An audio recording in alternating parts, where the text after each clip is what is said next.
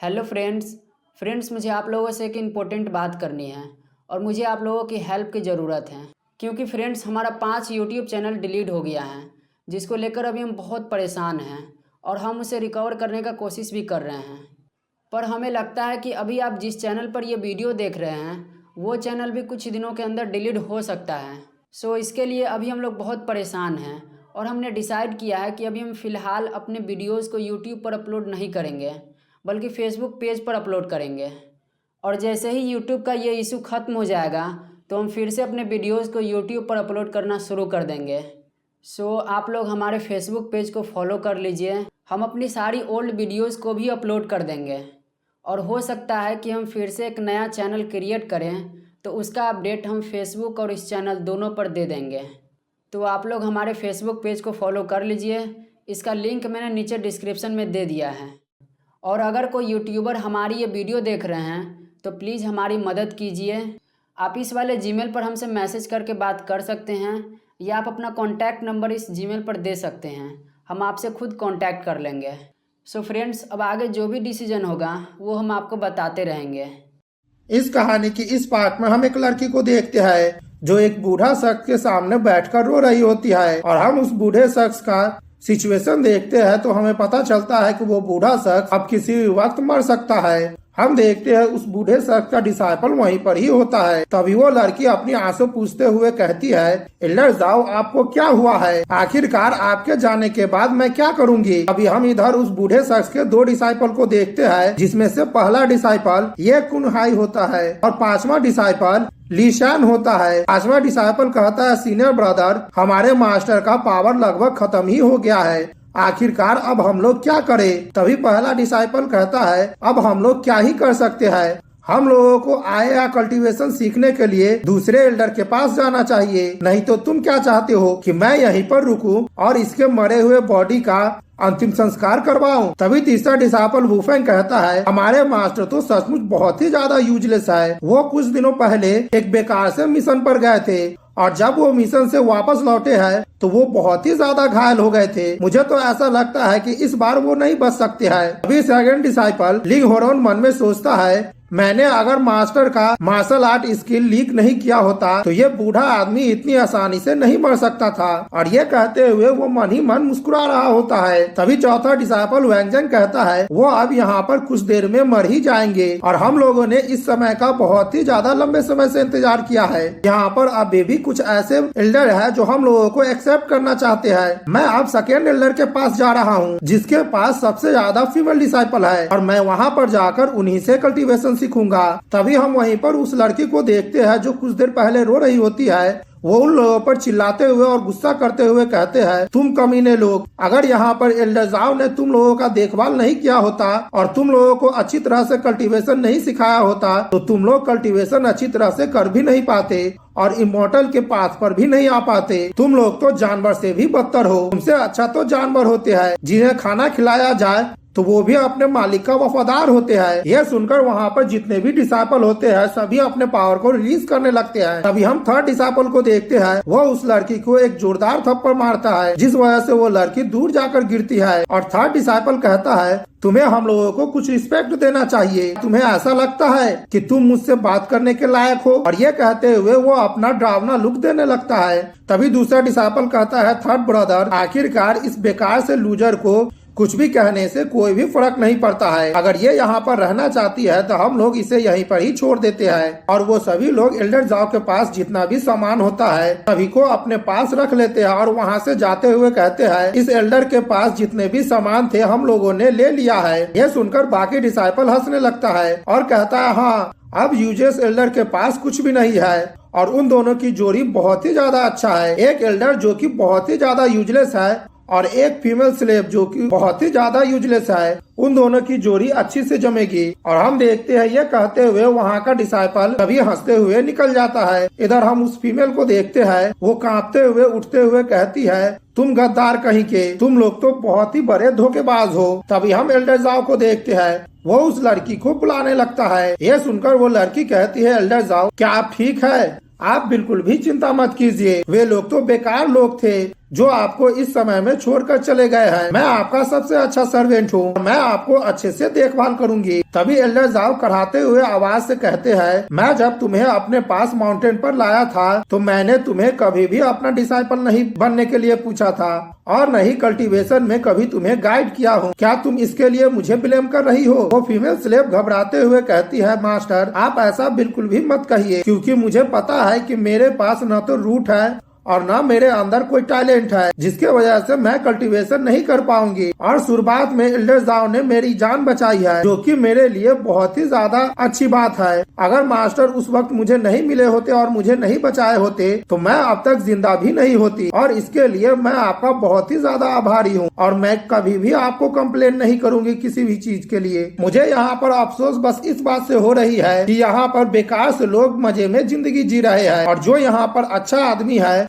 वो बहुत ही ज्यादा सफर कर रहा है। इसी वजह से मुझे अभी बहुत ही ज्यादा गुस्सा आ रहा है। फीमेल स्लेव की बातें सुनकर एल्डर जाओ उठते हुए कहते हैं कि अगर मेरे पास थोड़ा और समय होता या फिर मैंने तुम्हें पहले ही अपना डिसाइपल बना लिया होता तब मेरा सिचुएशन अभी कुछ और ही होता। और हम देखते हैं ये कहते हुए एल्डर जाओ खांसने लगते हैं और ये देखकर वो फीमेल डिसाइपल एकदम से चौंक जाती है और हम देखते हैं खांसते खांसते एल्डर जाओ के मुंह से खून निकलने लगता है। ये देखकर एल्डर जाओ कहते हैं, आखिरकार ऐसा कैसे हो सकता है? मुझे तो ऐसा लगता है कि मैं कुछ पल भर में ही मर जाऊंगा या फिर मैं पहले ही मर गया हूँ। तभी हम फीमेल स्लेव को देखते हैं, वो एल्डर जाओ के सामने झुकते हुए कहती है, मास्टर आप चिंता बिल्कुल भी मत कीजिए, भविष्य में मैं उन गद्दारों को जरूर ही मार डालूंगी और एल्डर जाओ का बदला जरूर ही लूंगी। अगर एल्डर मेरे बातों से एग्री नहीं होते हैं तो मैं यहाँ से उठूंगी भी नहीं। ये सुनकर एल्डर जाओ मुस्कुराने लगते हैं और कहते हैं, मेरी प्यारी स्लेव, मैं यहाँ पर बीमार हूँ लेकिन मैं बेवकूफ नहीं बना हूँ। अगर मैं तुम्हारे बातों से एग्री हो जाता हूँ तो इसका मतलब ये होगा कि मैं तुमसे ये कहूँगा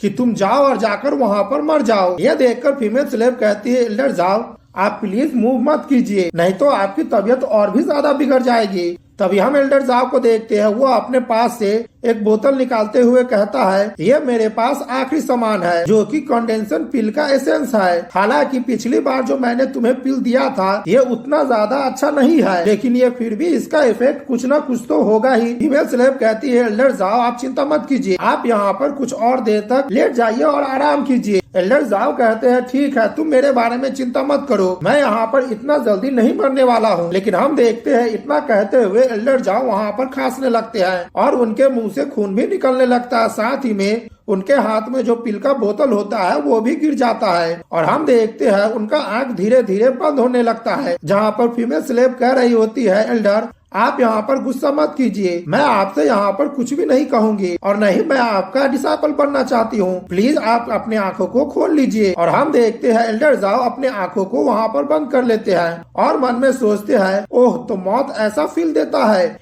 मेरी प्यारी स्लेव, तुम यहाँ पर कुछ ज्यादा ही जोर से रो रही हो और मेरा कान भी यहाँ पर दर्द कर रहा है। मुझे ऐसा लग रहा है इस वजह से अब मैं सचमुच बहुत ही ज्यादा गुस्सा हो गया हूँ। लेकिन मैं अभी गुस्सा किस चीज से हो रहा हूँ, क्योंकि मैं तो यहाँ पर अब मर गया हूँ। अगर मैं यहाँ पर कुछ समय पहले तुम्हें अपना डिसाइपल बना लिया होता तो ये सिचुएशन कभी भी नहीं आता। और इतना सोचते सोचते एल्डर जाओ पूरी तरह से ही मर जाते हैं और कहते हैं, ठीक है अब सब चीज खत्म हो गया है। तभी हम देखते हैं एल्डर जाओ के मन में कुछ नोटिफिकेशन आने लगता है, जहां पर हम देखते हैं कि सिस्टम अपेयर होता है और उसमें लिखा हुआ होता है कि सिस्टम ने होस्ट को डिटेक्ट कर लिया है कि होस्ट का मास्टर और डिसाइपल का रिलेशनशिप बहुत ही ज्यादा जेन्युइन है। ये देखकर एल्डर जाओ एकदम से चौंक जाते हैं और कहते हैं, क्या सिस्टम? मुझे तो अपने आंखों पर विश्वास ही नहीं हो रहा है कि मैं सचमुच अपने सामने एक सिस्टम को देख रहा हूँ। तभी एल्डर जाओ को सिस्टम की तरफ से एक पिल मिलता है, जिस पिल को देखकर एल्डर जाओ बहुत ही ज्यादा खुश हो जाते हैं और कहते हैं, ये तो एक इनफाइनाइट गोल्ड पिल है जो कि बहुत ही ज्यादा पावरफुल और इसका इफेक्ट बहुत ही ज्यादा होता है। अगर मैं यहाँ पर इनफाइनाइट गोल्ड पिल की बात करूँ तो मेरे पास जो एसेंस गैदरिंग पिल है, अगर मैं उसके 10,000 एसेंस गैदरिंग पिल का पावर को कंपेयर करूंगा तब एक इनफाइनाइट गोल्ड पिल के बराबर होगा। और अगर मैं इसको कंज्यूम कर लूं तो मैं यहाँ पर केवल ब्रेक थ्रू ही नहीं कर लूंगा, बल्कि मेरे अंदर जितने भी इंजुरीज है वो सभी ही हील हो जाएंगे। और उस पिल को पकड़ के एल्डर जाओ रोने लगते हैं और मन में सोचते हैं, मुझे इस दुनिया में आए हुए 20 साल से भी ज्यादा हो गया है, आखिरकार मेरा चीट फंक्शन यहाँ पर आ ही गया है। अब मुझे ऐसा लगता है कि मैं ये जिंदगी बहुत ही अच्छे से जी पाऊंगा। तभी एल्डर जाओ बताने लगते हैं कि 20 साल पहले कार एक्सीडेंट होने के कारण मैं इस दुनिया में आ गया था, और जब मैं इस दुनिया में आया था तो मुझे ऐसा लगा था कि मैं मेन कैरेक्टर हूँ, क्योंकि मेरा फैमिली बैकग्राउंड बहुत ही ज्यादा अच्छा था और मेरा टैलेंट भी बहुत ही ज्यादा अच्छा था, जिसकी बदौलत मैं 10 साल की उम्र में ही फाउंडेशन स्टेज तक पहुँच गया था। लेकिन जब मैं होमिंग सेक्ट को ज्वाइन किया 15 साल बाद, तब से मेरा कल्टीवेशन और मैंने कोई भी प्रोग्रेस नहीं किया है, जिस वजह से मैं मजाक का पात्र बनकर रह गया और मुझे ऐसा लगा कि मैं इस जिंदगी को और भी नहीं जी पाता हूँ। हालांकि मुझे ऐसा लगता है कि ऊपर वाले ने मुझे दूसरा मौका दिया है। तभी एल्डर जाओ कहते हैं, सिस्टम आखिरकार ये डिसाइपल रिक्रूटमेंट डिवाइड क्या है जो तुमने मुझे अभी दिया है। सिस्टम एल्डर जाओ से कहते हैं कि ठीक है, होस्ट को इसके बारे में इंफॉर्मेशन दिया जा रहा है। अगर होस्ट यहाँ पर किसी भी शख्स को अपना डिसाइपल एक्सेप्ट कर लेते हैं और होस्ट उसे कुछ भी सामान देते हैं, तो सिस्टम उस सामान के पावर को बढ़ा देगा या फिर मल्टीप्लाई भी कर देगा। अगर उसने अपने डिसाइपल को जो सामान दिया है वो अगर सीधा तौर पर कहा जाए तो अगर होस्ट अपने डिसाइपल को जो सामान देंगे, सिस्टम उसके बदले में उसका 10 गुना ज्यादा या फिर 10 गुना ज्यादा पावरफुल सामान देगा। यह सुनकर एल्डर जाओ बहुत ही ज्यादा खुश हो जाते हैं और कहते हैं, क्या ये तो बहुत ही अच्छा है। ठीक है, तुम मुझे एक और बताओ, क्या ये रिवॉर्ड स्किल में भी काउंट होता है? अगर मैं अपने डिसाइपल को स्किल सिखाऊंगा तो क्या उसके बदले में भी मुझे रिवॉर्ड मिलेगा? सिस्टम का नोटिफिकेशन आता है, हाँ, इसे इसमें काउंट किया जा सकता है। अगर होस्ट अपने डिसाइपल को यहाँ पर कोई भी स्किल या फिर उसके कल्टीवेशन इम्प्रूव करने में मदद करते हैं तो होस्ट को उसका दुगना पावर उसे मिलेगा। जितना डिसाइपल उसका सीखेगा उसका दुगना होस्ट को मिलेगा।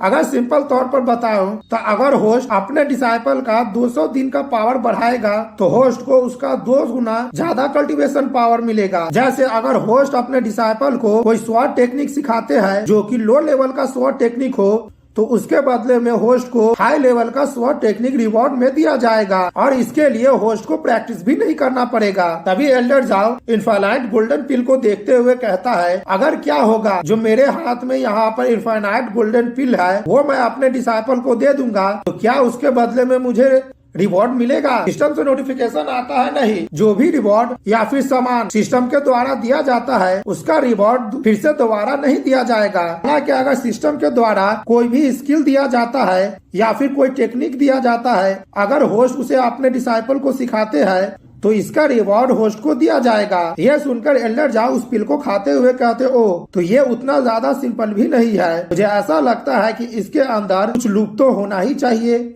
मुझे यहाँ पर अब बहुत सारे रिवॉर्ड को लेने की जरूरत है और मुझे इसका फायदा तो उठाना ही चाहिए। और ये कहते हुए एल्डर जाओ उस पिल को खा लेते हैं। और जैसे ही एल्डर जाओ उस पिल को खाते हैं तो उसके अंदर से बहुत ही ज्यादा एनर्जी रिलीज होने लगती है और हम देखते हैं वो देखते ही देखते ब्रेक थ्रू कर लेते हैं और वो गोल्डन कोर रियल में पहुंच जाते हैं। इधर हम फीमेल स्लेव को देखते हैं, उसे अभी भी लग रहा होता है कि एल्डर जाओ मर गए हैं और वो रोते हुए कहती है, एल्डर जाओ प्लीज आप उठ जाइए, मैं आपसे प्रॉमिस करती हूँ कि मैं आपसे आपको अपना डिसाइपल बनाने के लिए नहीं कहूंगी और नहीं मैं बदला लेने के लिए कहूंगी और नहीं मुझे आपसे कोई पिल चाहिए, बस आप प्लीज उठ जाइए।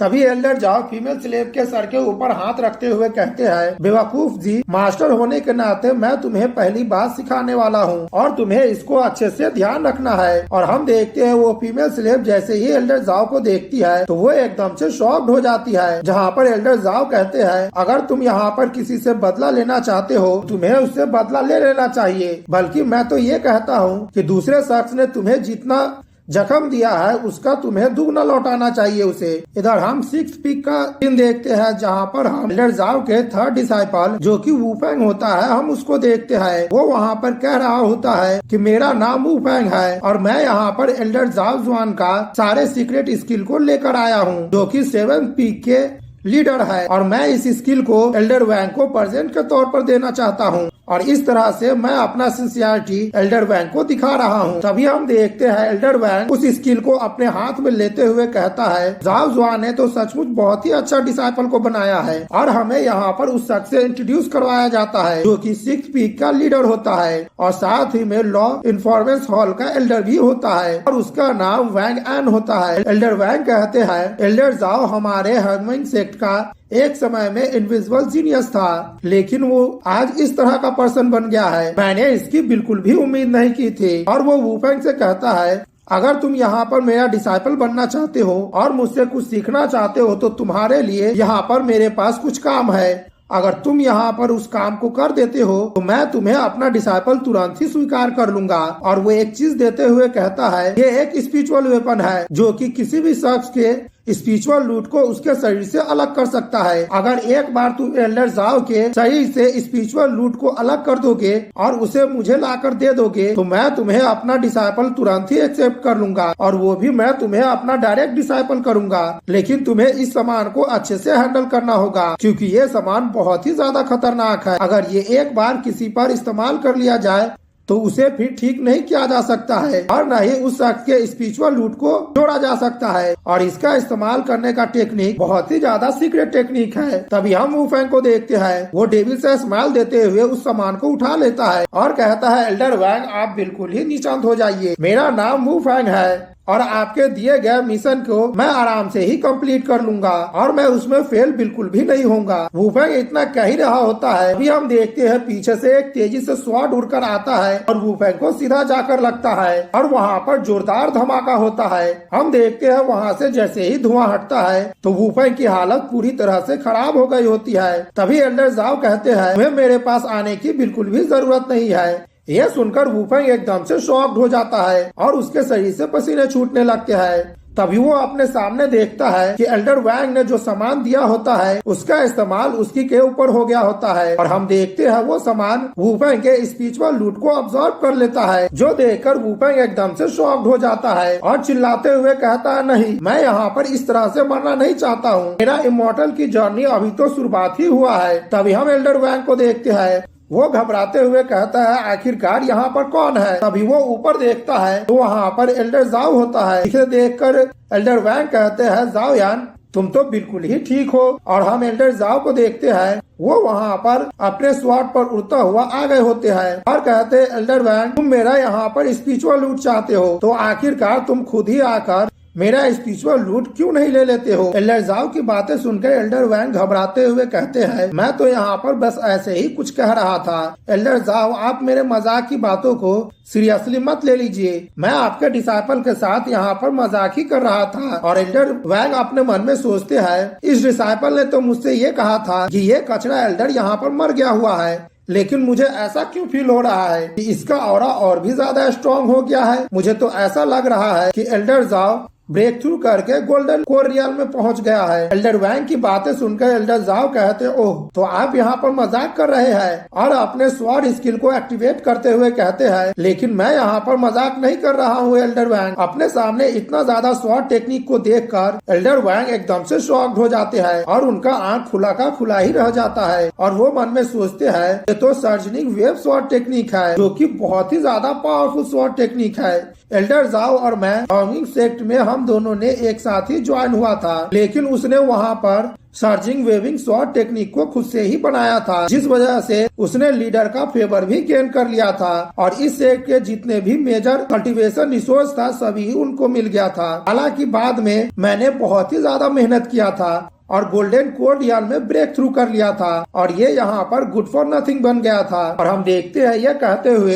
एल्डर वैंग अपने पावर को भी एक्टिवेट कर रहे होते हैं और अपना एक सामान निकालते हुए कहता है, एल्डर जाओ तुम्हें यहाँ पर बेवकूफी नहीं करना चाहिए, तुम यहाँ पर अभी अभी गोल्डन कोर रियल में पहुँचे हो, लेकिन मैंने बहुत समय पहले गोल्डन कोर रियल के सेकेंड लेवल में ब्रेक थ्रू कर लिया था। और हम देखते हैं एल्डर वैंग वहाँ पर अपने ऊपर सील बना लिए होते हैं। तभी एल्डर जाओ अपने स्वॉर्ड से एल्डर वैंग पर हमला कर देता है। अपने तरफ आते हुए स्वॉर्ड को देखकर एल्डर वैंग घबराते हुए कहता है कि अगर तुम यहाँ पर मेरे से फाइट करोगे तो यहाँ पर हारने वाला जो शख्स होगा वो तुम होगे, तो तुम्हें यहाँ पर चीप हरकत नहीं करना चाहिए। लेकिन हम देखते हैं एल्डर जाओ का स्वॉर्ड जैसे ही एल्डर वैंग के शील्ड पर लगता है तो वो टुकड़ों में तुरंत ही बिखर जाता है। यह देखकर एल्डर वैंग एकदम से शॉक्ड हो जाता है और घबराते हुए कहता है, क्या आखिरकार इसके स्वॉर्ड ने मेरे शील्ड को कैसे तोड़ दिया है। तभी हम एल्डर जाओ को देखते हैं, वो हंसते हुए कहता है, एल्डर वैंग क्या तुम पक्का श्योर हो कि तुम सेकेंड लेवल के गोल्ड कोरियन पर ही हो। और हम देखते हैं एल्डर जाओ ये कहते हुए अपने स्वॉर्ड के पावर को और भी ज्यादा बढ़ा देते हैं,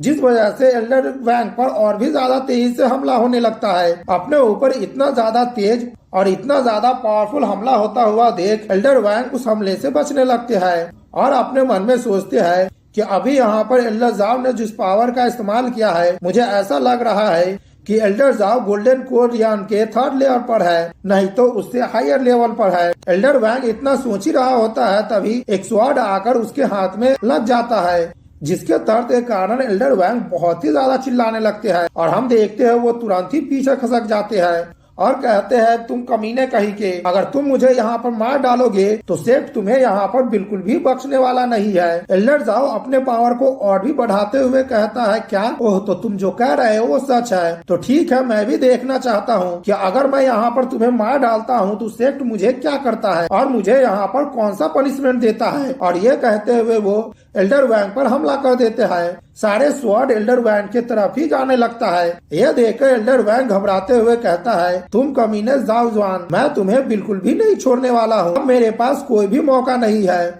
मुझे यहाँ पर इस ट्रेजर का इस्तेमाल करना ही होगा। और हम देखते हैं वो सामान एक ढाल में बदल जाता है और एल्डर जाओ का किया हुआ हमला उस ढाल पर आकर लगने लगता है और सारे हमले को वो ढाल रोक लेता है। अभी एल्डर वैंग अपने मन में सोचते हैं कि मेरे पास यहाँ पर मिथिकल ग्रेड का केवल एक ही ढाल है और मैं इसे केवल 3 ही बार इस्तेमाल कर सकता हूँ और ये उसमें से आखिरी बार है। मैंने तो ये सोचा था कि जब मैं नेशनल सोल रियल में ब्रेक थ्रू करूंगा तब इसकी मदद से मैं टर्बुलेशन लाइटनिंग को रजिस्ट करूंगा, लेकिन इसका इस्तेमाल मुझे यहाँ पर करना पड़ रहा है इससे बचने के लिए। अभी एल्डर जाओ कहते हैं, वाह, हमारे एल्डर वैंग के पास तो बहुत ही अच्छा डीप फाउंडेशन है। मैंने इसकी बिल्कुल भी उम्मीद नहीं की थी कि एल्डर वैंग के पास इतने ज्यादा ट्रेजर होंगे।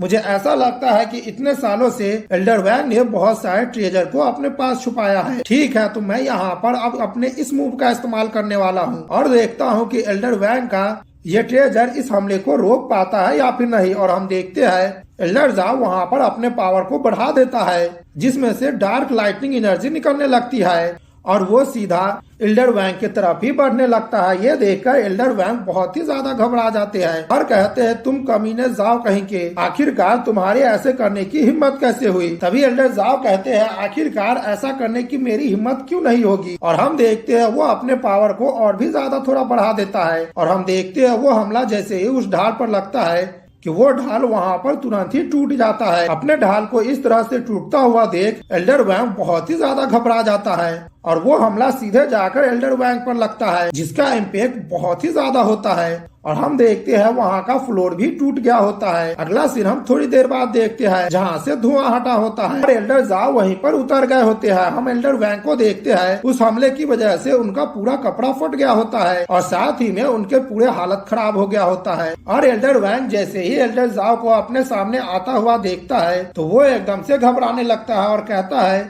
तुम मेरे पास मत आओ। तभी एल्डर जाओ एल्डर वैंग की तरफ आते हुए कहते हैं, तुम्हारे पास जो शील्ड था वो कम से कम टॉप ग्रेड के मिथिकल ग्रेड का शील्ड तो था ही। मैंने बिल्कुल सही कहा ना। तभी एल्डर जाओ अपने मन में सोचते हैं कि इस दुनिया में मैजिकल टूल को 5 भागों में बांटा गया है, जिसका नाम ह्यूमन, मैजेस्टिकल, अर्थ, हेवन और इमोर्टल है और इसमें भी 4 ग्रेड बांटा गया है, लो, मिड, अपर और एब्सोल्यूट पावरफुल। और यहाँ पर अगर मैं टॉप मिथिकल ग्रेड के ट्रेजर की बात करूँ तो वो टूल अगर किसी ऑर्डिनरी सेक्ट में भी हो तो उसे एक ट्रेजर की तरह देखा जाता है और मैंने इसकी बिल्कुल भी उम्मीद नहीं किया था कि एल्डर वैंग के पास इस तरह का ट्रेजर होगा। और ये सोचते हुए एल्डर जाओ अपने स्वॉर्ड को समन कर लेते हैं और कहते हैं, हालांकि एल्डर वैंग का काम यहीं पर ही तमाम होता है। और हम देखते हैं ये कहते हुए एल्डर जाओ एल्डर वैंग पर अपने स्वॉर्ड से हमला कर देता है। वो हमला एल्डर वैंग को लग पाता उससे पहले वहाँ पर आवाज आती है, एल्डर जाओ प्लीज आप उस पर दया दिखा दीजिए। और हम देखते हैं उस आवाज के साथ ही में एल्डर वैंग के ऊपर सील बन गया होता है, जिसके वजह से एल्डर जाओ का हमला वहीं पर ही रुक गया होता है। तभी हम यहाँ पर इस सेक्ट के सेक्ट लीडर को देखते हैं, जिसका नाम जंग ही होता है। वो कहता है एल्डर जाओ आप यहाँ पर इम्पल्सिव मत होइए। सेक्ट में फाइट करना सेक्ट के नियम के खिलाफ है और ऐसा करने वाले को सेक्ट से एक्सपेल कर दिया जाएगा। वहाँ पर सेक्ट लीडर को देखकर एल्डर वैंग बहुत ही ज्यादा खुश होने लगते हैं और कहते हैं लीडर आपने यहाँ पर देख ही लिया है, आप मेरे लिए यहाँ पर जस्टिस कीजिए। एल्डर जाओ ने अपने ही डिसाइपल को मारने की कोशिश की है और एल्डर वैंग मन में सोचता है ये मेरे लिए बहुत ही ज्यादा अच्छा हुआ है कि लीडर यहाँ पर आ गए हैं, अब ये मेरी मदद करेंगे। एल्डर वैंग इतना सोच ही रहे होते हैं, तभी हम देखते हैं लीडर अपने स्पिरिचुअल पावर से उसे एक जोरदार मारता है, जिस वजह से एल्डर वैंग के मुंह से खून निकलने लगता है। लीडर कहते हैं तुम तो शांति हो जाओ। क्या एल्डर वैंग ये चाहते हैं कि मैं इंटरोगेशन करने के लिए एल्डर वैंग को लॉ इन्फोर्समेंट हॉल में ले जाओ और जो भी उसमें दोषी पाया जाता है उसे सेक्ट से एक्सपेल्ड कर दिया जाए? यह सुनकर एल्डर वैंग एकदम से घबरा जाते हैं और कहते हैं नहीं नहीं, मुझे ऐसा बिल्कुल भी नहीं करना है। तभी लीडर कहते हैं जूनियर ब्रदर जैन तुमको बहुत बहुत बधाई हो, आखिरकार इतने साले मेहनत की बाद यहाँ पर ब्रेक थ्रू कर ही लिया है और गोल्डन कोर रियल में तुम पहुँच ही गए हो। एल्डर जाओ कहता है यहाँ पर इसके लिए धन्यवाद कहने की जरूरत नहीं है लीडर, अगर मैं यहाँ पर गोल्डन कोर रियल में ब्रेक थ्रू नहीं कर पाता तो मुझे डर है कि यहाँ पर कुछ कमीने गद्दार मुझे यहाँ पर मार ही डालते और वे लोग तो प्लानिंग कर रहे थे वे मेरे स्पिरिचुअल लूट को भी इस समय निकाल ले। सुनकर एल्डर वैंग गुस्सा करते हुए कहता है मैंने तुमसे पहले ही कह दिया है कि यहाँ पर तुमने जो भी सुना है वो एक गलतफहमी थी और ये सब इसलिए हुआ है क्योंकि मैं अपने ड्यूटी को अच्छी तरह से नहीं कर पाया था और इसके लिए सेक्ट मुझे जो भी सजा देगी मैं उसे एक्सेप्ट कर लूंगा। तुम मुझे एल्डर जाओ इसके लिए तुम मुझसे आर्ग्यू मत करो। एल्डर जाओ कहता है मैं लीडर के लिए इस बार तुम्हारी जिंदगी को बख्श देता हूँ, लेकिन वू फैंग को मैं बिल्कुल भी नहीं छोड़ने वाला हूँ। उसने यहाँ पर अपने मास्टर को धोखा दिया है और अपने मास्टर को धोखा देना यानी कि अपने एंसेस्टर को धोखा देना होता है। उसने जो यहाँ पर किया है उसका खामियाजा तो उसे भुगतना ही होगा। अब मैं उसका कल्टीवेशन बर्बाद कर दूंगा और साथ ही में इस सेक्ट से उसे एक्सपेल्ड भी कर दूंगा। वू फैंग जैसे ही ये सुनता है तो वो एकदम से शॉक्ड हो जाता है और वहाँ पर वो कांपने लगता है। तभी एल्डर जाओ कहता है वू फैंग अभी से तुम इस सेक्ट में कदम नहीं रखोगे क्योंकि तुम इस सेक्ट के डिसाइपल नहीं हो अब से। यह सुनकर वू फैंग बहुत ही ज्यादा घबराने लगता है और कहता है मास्टर प्लीज मुझे बचा लीजिए। इस सेक्ट लीडर कहता है ठीक है, मैं इस मैटर को एल्डर जाओ पर ही छोड़ता हूँ। हम देखते हैं वो फीमेल डिसाइपल जो एल्डर जाओ की कुछ दिनों पहले फीमेल स्लेव थी, वो आगे बढ़ते हुए कहती है मास्टर छोटे छोटे कामों के लिए खुद को परेशान करने की जरूरत नहीं है, इसको आप मुझ पर छोड़ दीजिए, मैं ही इसके कल्टीवेशन को बर्बाद कर देती हूँ। और हम देखते हैं वो फीमेल डिसाइपल आगे की तरफ बढ़ने लगती है। इसे देखकर वू फैंग अपने पावर को उसके तरफ हमला करते हुए कहता है कि तुम यहाँ पर एक्शन लेना चाहती हो मेरे खिलाफ, तुम तो यहाँ पर एक बेकार और यूजलेस पर्सन हो, तुम मेरे सामने तो बिल्कुल भी नहीं टिक पाओगी। लेकिन हम देखते हैं वो फीमेल डिसाइपल अपने हाथों में स्वॉर्ड को समन कर लेती है और वू फैंग ने जो हमला किया होता है उस हमले को काउंटर कर देती है। यह देखकर वू फैंग एकदम से शॉक्ड हो जाता है कि उस फीमेल डिसाइपल का स्वॉर्ड वू फैंग के बिल्कुल ही सामने होता है। यह देखकर वू फैंग का मुंह खुला का खुला ही रह जाता है और वो घबराते हुए कहता है मुझे यहाँ पर सर्जिंग वेब स्वॉर्ड टेक्निक सीखने में कई साल लग गए हैं, तुम यहाँ पर बिल्कुल भी कचरे नहीं हो, आखिरकार तुमने सर्जिंग स्वॉर्ड वेब टेक्निक कब सीखी है? अभी एल्डर जाओ कहते हैं क्या ये एक कचरा है और इसे कुछ भी नहीं आता है और वो 3 दिनों पहले की बातों को याद करने लगते हैं। जब एल्डर जाओ के पास सिस्टम आया होता है और वो सिस्टम की मदद से पूरी तरह से ठीक हो गए होते हैं, तभी उस फीमेल स्लेव को एल्डर जाओ अपना डिसाइपल एक्सेप्ट कर लेते हैं और एल्डर जाओ उस फीमेल डिसाइपल को जैसे ही एक्सेप्ट करते हैं कि वहाँ पर इंफॉर्मेशन आया होता है कि होस्ट ने यहाँ पर ऑफिशियली अपना पहला डिसाइपल बना लिया है और इस डिसाइपल का स्पिरिचुअल लूट 15 है और इसका अचीवमेंट स्टार्ट करने के लिए सबसे पहले इसे फाउंडेशन एस्टेब्लिश डीएम तक पहुँचाना होगा और उसके बाद लिन फैमिली का जो एंसेस्ट्रल स्वॉर्ड है उसके साथ इसे कनेक्ट करना होगा। अगर सीधी सीधी बातों में कहा जाए तो ये लड़की स्वॉर्ड के मामले में बहुत ही ज्यादा जीनियस है। यह सुनकर एल्डर जाओ एकदम से चौंक जाते हैं और कहते हैं क्या इस लड़की के बॉडी इनेट स्वॉर्ड बॉडी है? मैंने तो इसकी बिल्कुल भी उम्मीद नहीं की थी। एल्डर जाओ की बातें सुनकर वो लड़की कहती है मास्टर आखिरकार ये इनेट स्वॉर्ड बॉडी क्या होता है? एल्डर जाओ घबराते हुए कहता है कुछ भी नहीं, तुम्हारे मास्टर होने के नाते मुझे ऐसा फील हो रहा है कि तुम्हारा स्वॉर्डमैनशिप में टैलेंट बहुत ही ज्यादा अच्छा है। अगला सीन हम कुछ देर बाद का देखते हैं जहाँ पर एल्डर जाओ अपने स्वॉर्ड से एक पेड़ को काटते हुए कहता है, बाद में हम लोग जाएंगे और वुफेंग को ढूंढेंगे क्योंकि तुम्हें उससे बदला भी लेना है और मैंने यहाँ पर सर्जिंग वेब स्वॉर्ड टेक्निक को बनाया है। अगर तुम इसे थोड़ा सा भी सीख लेते हो तो ये तुम्हें बहुत ही ज्यादा फायदा करेगा। और हम देखते हैं वो लड़की तुरंत ही उस स्वॉर्ड टेक्निक को सीख जाती है और कहती है, मास्टर क्या आपको अभी भी लगता है कि मैं स्वॉर्ड में बहुत ही ज्यादा टैलेंटेड हूँ? सिस्टम का नोटिफिकेशन आता है, होस्ट के डिसाइपल ने यहाँ पर सर्विंग वेब स्वॉर्ड टेक्निक को सीख लिया है और इसी वजह से होस्ट को रिवॉर्ड के तौर पर 10 गुना पावरफुल स्वॉर्ड टेक्निक दिया जा रहा है, जो कि द हेवेलिंग स्वॉर्ड टेक्निक है और वो एक टॉप ग्रेड का मिथिकल लेवल का टेक्निक है। यह सुनकर एल्डर जाओ एकदम से खुश हो जाता है और कहता है, तुम्हारे टीचर होने के नाते मुझे ऐसा लगता है कि तुमने बहुत ही अच्छा काम किया है। और यहाँ पर एल्डर जाओ बहुत ही ज्यादा खुश हो रहे होते हैं क्योंकि उसे यहाँ पर रिवॉर्ड में अच्छा सा टेक्निक मिला होता है और वो उस लड़की को देखते हुए कहते हैं, ये लड़की तो मेरे लिए एक सचमुच रियल ट्रेजर है। इधर हम प्रेजेंट का सीन देखते हैं, यहाँ पर फीमेल डिसाइपल वुफेंग पर हमला करते हुए कहती है, तुम मेरे मास्टर से बहुत समय से गाइडेंस ले रहे हो, फिर भी तुम यहाँ पर अच्छे तरह से स्वॉर्ड टेक्निक को नहीं सीख पाए हो। और अपने ऊपर हमला करता हुआ देख वुफेंग बहुत ही ज्यादा घबराने लगता है और फीमेल डिसाइपल को मना करने लगता है उस पर हमला करने के लिए, लेकिन वो फीमेल डिसाइपल उसकी बातों को नहीं सुनती है और उस पर हमला करते हुए कहती है, अब तुम मुझे बताओ कि यहाँ पर कचरा कौन है। और वो हमला जैसे ही उस वुफेंग को लगता है तो उसके मुंह से खून निकलने लगता है और वो वहाँ पर बहुत ही ज्यादा घायल हो जाता है। तभी हम कुछ देर बाद का सीन देखते हैं जहाँ पर फीमेल डिसाइपल कहती है, मास्टर मैंने इस गद्दार का स्पिरिचुअल लूट को निकाल लिया है और उसे पूरी तरह से बर्बाद भी कर दिया है। मास्टर प्लीज इसे वेरीफाइड कर लीजिए। एल्डर जाओ कहते हैं, तुमने बहुत ही अच्छा काम किया है। तभी सेक्ट लीडर कहते हैं, एल्डर जाओ ने यहाँ पर गद्दारों से डील कर लिया है, मुझे अब ऐसा लगता है कि मुझे वापस चले जाना चाहिए और साथ ही में मैं एल्डर वैंग को भी ले जा रहा हूँ। तभी एल्डर जाओ कहते हैं, आखिरकार मैंने कब कहा है यहाँ का सारा मामला खत्म हो गया है। तभी सेक्ट लीडर कहते हैं, तुमने तो मुझसे प्रॉमिस किया था कि तुम इसके जिंदगी को बख्श दोगे। और एल्डर वैंग घबराते हुए कहता है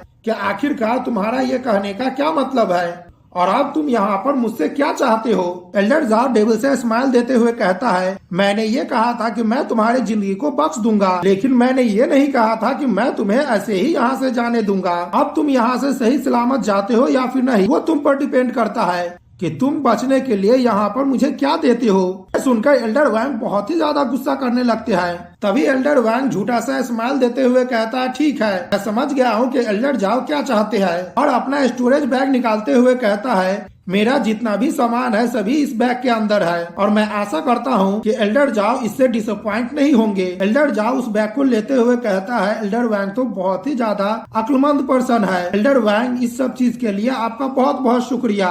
और हम देखते हैं एल्डर जाओ वहाँ से जाने लगते हैं और कहते हैं, ठीक है मेरी फीमेल डिसाइपल तुम भी मेरे साथ चलो। और हम देखते हैं वो दोनों खुशी खुशी बात करते हुए वहाँ से जाने लगते हैं और सेक्ट लीडर वहाँ से जाते हुए कहते हैं, ठीक है अब यहाँ का सारा मामला खत्म हो गया है तो मैं भी वापस जा रहा हूँ। एल्डर वैंग प्लीज अपना ध्यान रखिएगा। तभी हम एल्डर वैंग को देखते हैं, वो गुस्सा करते हुए मन में सोचते हैं, जाओ जॉन मैं तुम्हें पक्का ही नहीं छोड़ने वाला हूँ, तुम देखो कि मैं तुम्हारे साथ क्या करता हूँ। अगला सीन 7 पीक माउंटेन का देखते हैं जहाँ पर एल्डर जाओ होते हैं और उनके सामने एल्डर वैंग का ट्रेजर होता है। इसे देखते हुए एल्डर जाओ कहता है कि एल्डर वैंग ने अपने साथ बहुत सारे सामानों को रखा है और यहाँ पर बहुत सारे ऐसे पिल है जिसको उन्होंने तब इस्तेमाल किया होगा जब वो गोल्डन कोल्डियम पर होगा और वो आगे भी इसका इस्तेमाल कर सकते थे, लेकिन इन सारे पिलों का क्वालिटी बहुत ही ज्यादा एवरेज है। लेकिन मुझे इन्हीं में से कुछ फायदेमंद सामान को निकालना होगा और फिर वहाँ पर वो कुछ स्किल को देखता है, जिसे देखते हुए कहता है, यहाँ पर तो ह्यूमन ग्रेड मिथिकल ग्रेड की बहुत सारी टेक्निक है और साथ ही में यहाँ पर इनेट लेवल का स्किल भी है जो कि मेरी फीमेल डिसाइपल के लिए उसका फाउंडेशन बनाने के लिए बहुत ही ज्यादा अच्छा होगा। और एल्डर वैंग के पास जितना भी कचरा सामान था बस यही 2 सामान है जो कि बहुत ही ज्यादा अच्छा था। और हम देखते हैं एल्डर वैंग के पास एक स्वॉर्ड होता है जो कि अर्थ ग्रेड का स्वॉर्ड होता है। उसे देखते हुए एल्डर वैंग कहते हैं, लेकिन मैं इस स्वॉर्ड का इस्तेमाल नहीं कर सकता हूँ, मेरे लिए अच्छा यही होगा कि मैं अपने फीमेल डिसाइपल को इसे दे दूँ और जब मैं उसे अपने डिसाइपल को दूंगा तो सिस्टम मुझे रिवॉर्ड देगा ही। मुझे ऐसा लगता है कि मुझे फिलहाल के लिए सिस्टम पर ही निर्भर रहना होगा। और वो वहाँ पर कुछ और बैग को भी खोलता है जिसके अंदर बहुत सारे स्पिरिचुअल स्टोन भी होते हैं। उसे देखते हुए एल्डर जाओ बोलते हैं, मैंने इसकी बिल्कुल भी उम्मीद नहीं की थी कि एल्डर जाओ के पास हाई क्वालिटी का बहुत सारा स्पिरिचुअल स्टोन होगा। मुझे तो ऐसा लगता है कि वो आदमी हर समय ट्रेजर को ही एक्सपोर्ट करता था, लेकिन फिलहाल के लिए मेरे सामने जितना भी ट्रेजर है उससे मैं यहाँ पर बहुत ही बड़ा विला बना सकता हूँ और अपने बाकी के जिंदगी को बहुत ही आराम से जी सकता हूँ। तभी दरवाजे पर फीमेल डिसाइपल आते हुए कहती है, मास्टर आपने मुझसे कहा था कि 2 घंटे के बाद आकर मेरे साथ मार्शल आर्ट की प्रैक्टिस करना है, क्या मैं अंदर आ जाऊं? एल्डर जाओ कहते हैं, ठीक है तुम अंदर आ जाओ, और अपने फीमेल डिसाइपल से कहती है, ठीक है तुम मेरे सामने आकर बैठो। और हम देखते हैं वो फीमेल डिसाइपल सामने जाकर बैठ जाती है। तभी एल्डर जैंग कहते हैं कि इस दुनिया में कल्टीवेटरों का पावर लो से हाई रैंक में अलग अलग भागों में बांटा गया है। सबसे पहला positional real, innate real, QI conditional real, foundation established real, golden code real, नोसेन real, reversion real, integration real, Mahayana real, tribulation transcendent, और सभी रियल में 10 सब रियल है। अगर हम पोजिशनल रियल की बात करें तो उसके अंदर क्यूआई एनर्जी और ब्लड की पावर को बढ़ाया जाता है, और साथ ही में अपने बोन को हार्ड किया जाता है, और साथ ही में अपने स्किन को भी इनहेंस किया जाता है, जिस वजह से उस शख्स का पावर बढ़ सके और वो हमेशा फिट रह सके। अगर इनेट रियल की बात किया जाए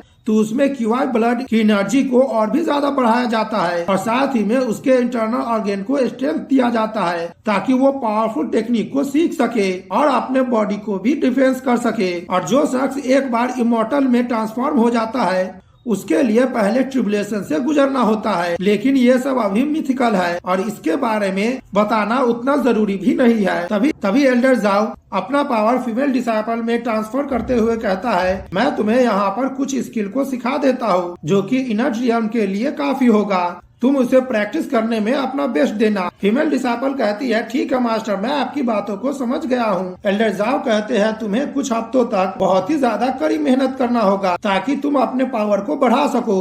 तभी हम देखते हैं वहाँ पर सिस्टम का नोटिफिकेशन आता है जिसमें यहाँ पर अब हमें इस फीमेल डिसाइपल का नाम बताया जाता है जो कि लिन यानू होता है, और उसका स्पिरिचुअल रूट 15 होता है, और उसका टैलेंट इनर्ट स्वॉट बॉडी होता है जो कि एक्टिवेट अभी तक नहीं हुआ होता है। वो स्वॉट बॉडी तभी एक्टिवेट होगा जब ये फाउंडेशन रियल में पहुंचेगी और लिन फैमिली का जो एंसेस्ट्रल स्वॉट है उसके साथ ही अपना कनेक्शन बनाएंगी। एल्डर जाओ उस इन्फॉर्मेशन को देखकर अपने मन में सोचते हैं कि मेरी डिसाइपल का स्पिरिचुअल रूट केवल 15 ही है, और वो अपने मन में सोचता है, सिस्टम आखिरकार तुम मुझे बताओ कि एवरेज पर्सन का स्पिरिचुअल रूट कितना होना चाहिए ताकि मैं इसके अंदर अपना ट्रांसफर कर सकूं और भी ज्यादा पावर। तभी सिस्टम से नोटिफिकेशन आता है कि एवरेज पर्सन का स्पिरिचुअल रूट 50 से 60 होना चाहिए, तभी होस्ट और भी ज्यादा स्किल को ट्रांसफर कर सकते हैं। यह सुनकर एल्डर जाओ मन में सोचते, ओह तो अब मुझे समझ में आया है कि मेरी ये फीमेल डिसाइपल इतने ज्यादा जल्दी स्किल को क्यों लर्न कर पाती है, लेकिन इसका कल्टीवेशन बेस इतना ज्यादा बढ़ नहीं पाता है। ठीक है, मुझे अब ऐसा लगता है इसके लिए मुझे यहाँ पर फोर्सफुली अपने इसेंस पावर को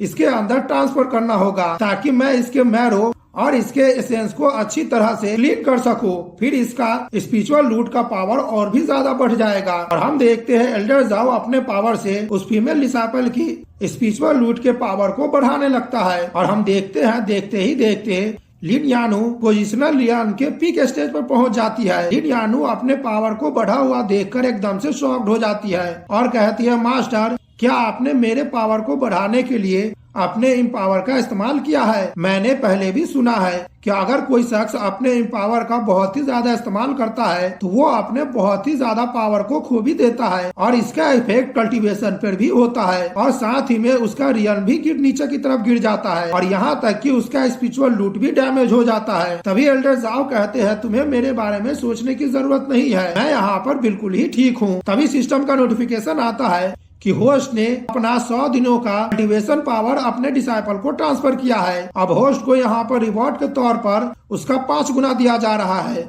जिसका मतलब होस्ट को 500 दिनों का कल्टीवेशन पावर मिल रहा है। यह सुनकर एल्डर जाओ बहुत ही ज्यादा मुस्कुराने लगते हैं और मन में कहते हैं मुझे यहाँ पर तो बहुत ही ज्यादा और भी अच्छा रिवॉर्ड मिला है। ले जाओ, एक स्टोरेज बैग निकालते हुए कहता है तुम इस सामान को भी ले लो। जब मैं यहाँ पर बहुत ही ज्यादा गरीब था तब मैं तुम्हें यहाँ पर कुछ भी नहीं दिया हूँ। मैंने तुम्हें यहाँ पर अपना डिसाइपल एक्सेप्ट कर लिया है, तो तुम इसे रिवॉर्ड सेरेमनी के तौर पर रख लो।